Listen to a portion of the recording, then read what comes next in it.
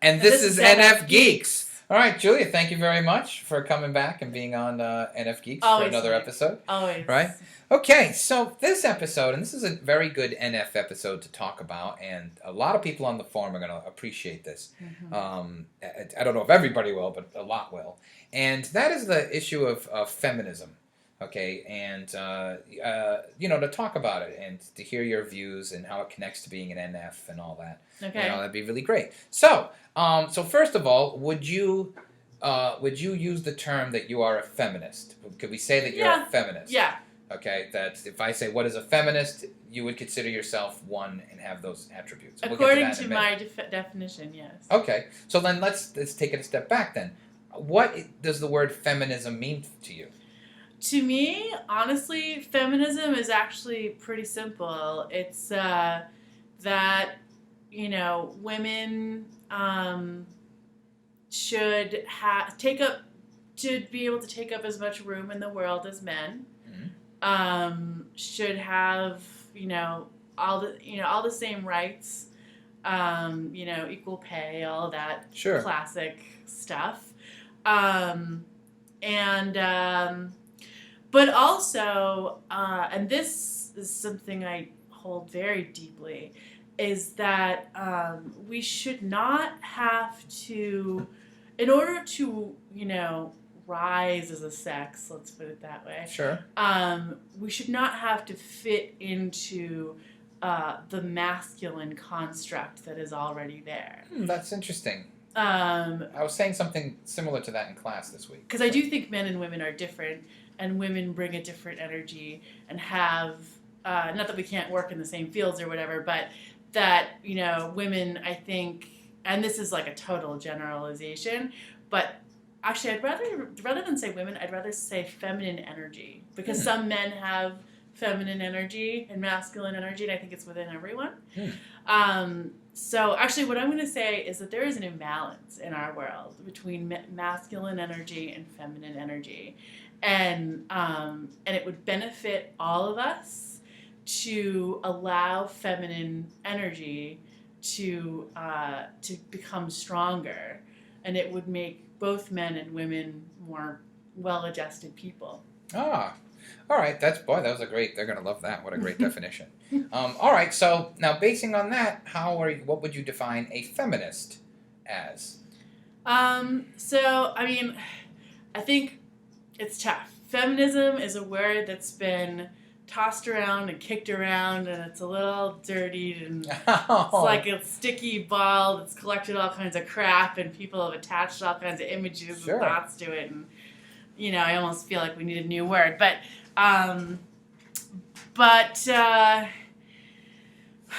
is the question, what is a feminist? How are you a feminist? How am I a feminist? Yes, by defining yourself as a feminist. I am a feminist because I am going to be the full expression of myself, and I will always question and I'm a powerful person. My mother was a powerful woman as well. And I think this plays into it because I really grew up in a female-dominated house. I mean, my mother was the dominant, INTJ.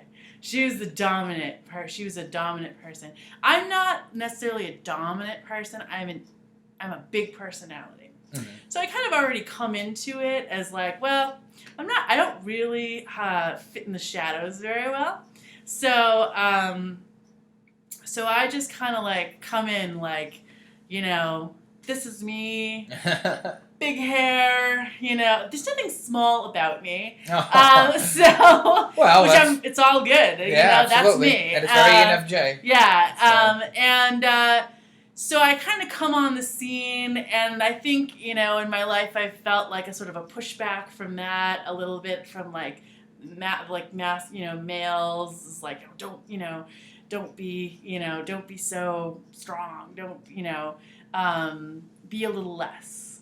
It's like that Madonna song where she talks about what it feels like to be a girl. When you're trying hard to be your best, could you be a little less? There's that. I see women every day being a little less just so their men will love them. Wow, geez, that's a profound thing to say. Wow, you heard it here first on NFGeeks. And it breaks my heart. So I will never be a little less. Yeah, nobody should be. That's good advice. Yeah. Because number one, that's not love. Yeah. Nope, true enough. I'd rather be alone than be with somebody who asks me to be a little less. So I guess this is very NF feminism. It's feminism from the heart. It's like, I'm going to be my full self, and I'm constantly encouraging the women around me to be their full selves. And like one of my bosses, for example, she'll never be on NFGeeks, so we're good. She is moving to Rhode Island because she's really hoping that this guy that she's been, really this in is love already with, sounding bad. Oh man, never. For like since childhood, she's moving to Rhode Island on the just because she's already planning the wedding, and it's like, you know what I said behind her back. Sorry. Oh no. I was like, what? I would never move anywhere until the deal was closed. Yeah, you know what? That's wise. That's wise for a man. I mean, it's wise. You know? Just got it. Yeah. You just hit it. Right. Just there. Absolutely. Most men wouldn't do that. No, they're not going to follow. Well, some would. Some would. Like a pathetic ENFP, but. This is what I'm saying about masculine and feminine energy. No, that's right. Absolutely. You shouldn't. It's bad advice, and a man wouldn't question it. Like, maybe I should as a man, right? But I think men are also bred a little bit, not bred, sort of raised to be more, independent. And I was raised to be independent. I think partly because that's a good question. It's just put a question in my head, and that is, when did this start for you? Consciously. When did you consciously decide, I am a feminist and I'm working to that end? When did it become a reality? Or let me ask you this, when did you know it was a reality, when it really hit you? Maybe when I was, I remember young. I remember my stepmother. My father is, I'm pretty sure, an ISFP, and my stepmother, I'm pretty sure is I'm gonna go with she's definitely an SJ. Anyway, she cleans the house with bleach and alcohol, and oh wow, very clean. Oh my god, it's one of those people who sees dirt where there's no dirt. Sure, yeah, that sounds very ISFJ.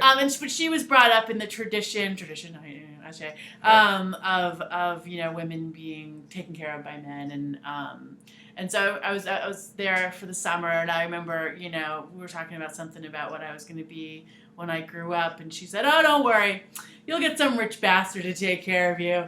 And I think I was like 10 or 11, and I remember thinking, what? Like, no, I'm not going to say anything, but that's really not how I plan to live my life. Wow. Wow, so early. Like, before I can remember. And it's funny because I was a girly girl. I had baby dolls and Barbies. Yeah. You still come off as kind of girly. I am. You don't come off as masculine. And I think that's where that whole thing is like, I'm not going to come in and be a feminist because I'm more masculine. I'm a feminist because I'm a powerful female. I'm a powerful woman. That's great. And that's different than being a powerful man. Yeah. What issue then regarding what gender issue where feminism is particularly involved in that really burns your heart or whatever? What goes on that you really get angry about? Obviously there's a lot of things, but what's the one thing you're like, grrr, I think you growl at? When I see women women giving up who they are for love, or giving up their freedom, disrespecting themselves, you know, and just playing that classic feminine. And I'm guilty of it. That's the worst part, is that I was still, you know, I'm still part of this society. And I still do some of this crap sometimes. I'm just like, you know, inside my head.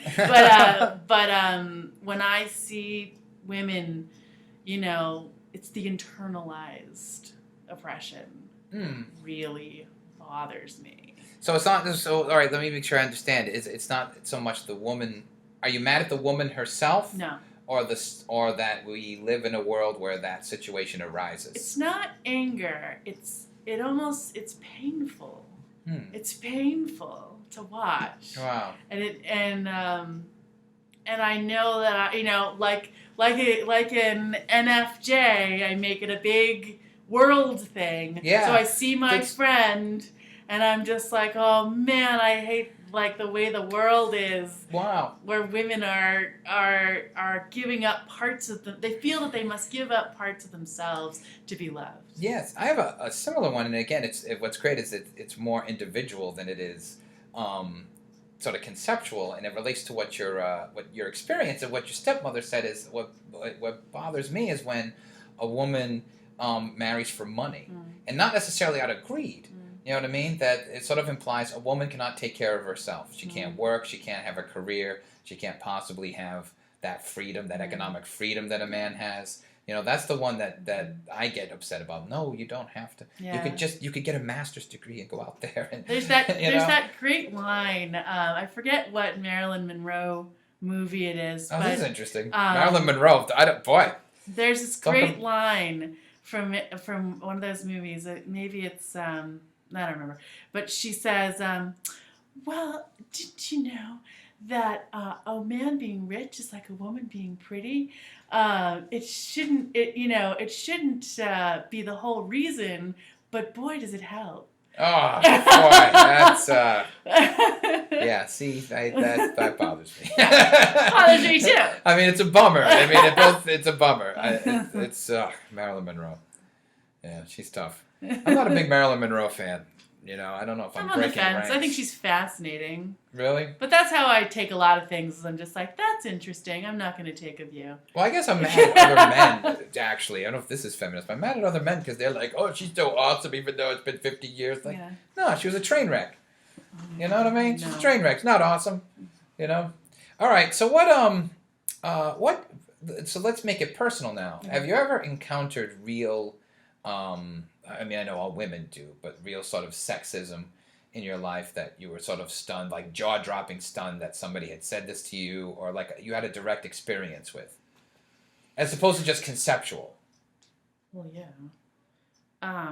All the time. Or it could be a type. It could be a type of experience that you personally face. I mean, we could go into workplace sexual harassment. Is that where you want to go? Sure, if you have a specific... it's actually happening right now. Oh, wow. This is big. It's huge. It's gigantic.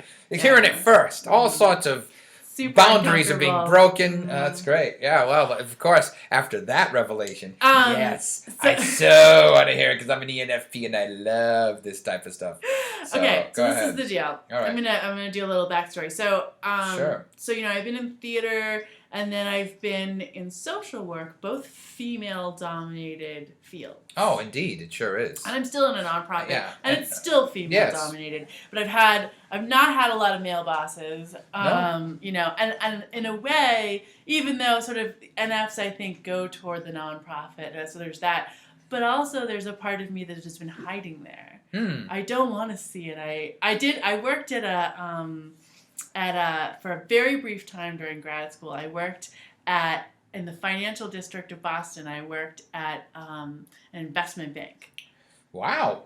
It was a job sharing. I was just desperate for work. I was grad school, money situation. Sure. And it was awful. They had the most amazing supply closet, but yeah, I know. Compared to like, I know, like social work. oh God, like we're Yeah. recycling our manila, folders, Yeah. and It's like social work. It's like a third world country. You walk into these 2 rooms full of every color of stationery and sticky and rainbow sticky notes and everything, and they were so sexist, and I heard sexist and racist things. Oh no! It's not just male dominated, but white rich male dominated. Oh, even worse. Wow, my God, that must have been difficult. Yeah, now, is this where the sexual harassment took place? No, I mean, people said it to me there all the time, but you as a woman, you get used to that, and it's part of life. This is something that men don't, I think, understand a lot. No, that's right. But not that you don't. Well, I think as a woman, this is actually an important thing for me to say. I don't think that you'll ever feel as safe in the world as you do as a man will feel. Like, let's say walking at night. Sure. And also women, I think, grow up feeling others' eyes on them. So you're always aware of others' eyes on you. Sure. And seeing yourself through their eyes. And I'm not sure that men, as a group, this is a big generalization. No, it's true. And honestly, if they did feel it from women, they'd like it. Yeah. You know what I mean? And you guys you don't even get where we're coming from. I mean, right. Yeah, it's just, all right, so what about the harassment thing? All right, you're like dying. So right now, so there's a new guy who was just hired at, like I said, I'm a flirty nut. And That's okay. And I do event-based planning.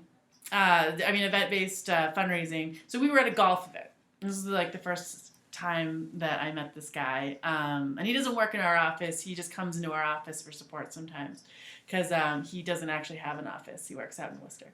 Sure. So I started off.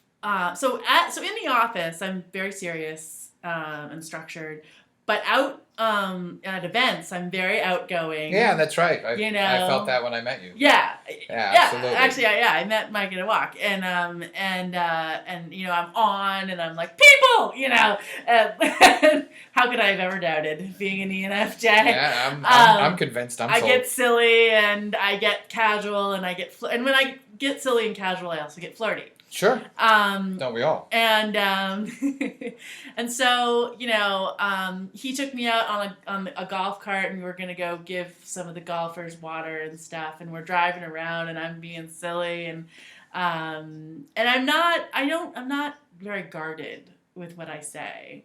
I'm just, I think I just wanted to let loose, and he was saying all kinds of interesting things, and sexual stuff got into the conversation, but I'm not, afraid of sexual things, and I'm like, well, that's the foot we started off on. If we had started off in the office, I think it would have been different. I think he took all this the wrong way. Oh boy.